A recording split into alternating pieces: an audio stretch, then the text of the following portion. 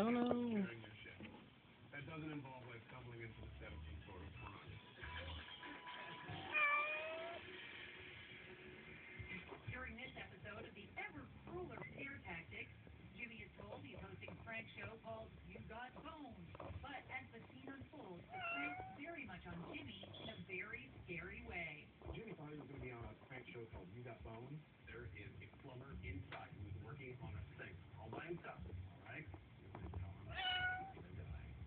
And then you reveal you just got boned.